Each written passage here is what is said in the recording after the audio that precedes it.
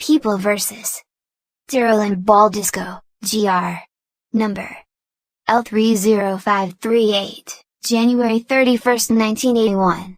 Facts: in the evening of December 4, 1965, while Kosain Manibpol was sleeping with his family in their house at Kabalangasan Matalam, Cotabato, he was awakened by the barking of their dogs. When he got up to investigate, he saw two persons outside their house who had already come up. They were Beatingco, Jr. and Julian Casian He. Asked them what they came for, and they answered that they wanted to borrow part of his land, to which he consented. After he gave his consent, Kulas Bati suddenly arrived, flashed his flashlight on his face and boxed him.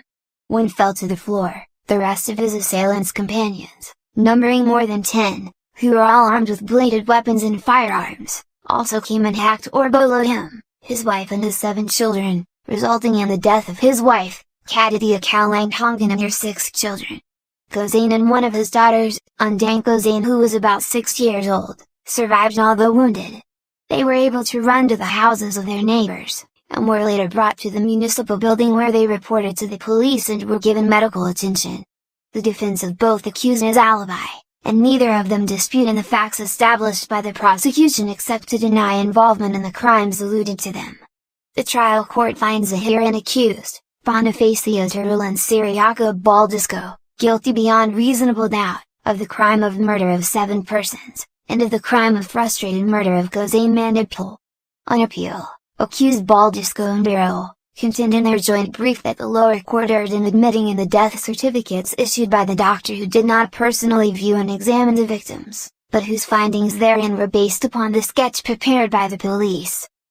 Issue: whether the death certificates issued by the doctor who did not personally view and examine the victims were hearsay evidence. Held: no. Supreme Court finds no error in the admission of said exhibits as part of the testimony of the witnesses. The fact of death of the victims is not an issue. The testimonies of the prosecution witnesses of the victims died because of stab wounds inflicted by the armed men who entered their residence on the night of December 4, 1965 remain uncontroverted. That death came to the deceased by foul means is a moral and legal certainty. Their death certificates therefore are only corroborative of the testimonies of the prosecution witnesses.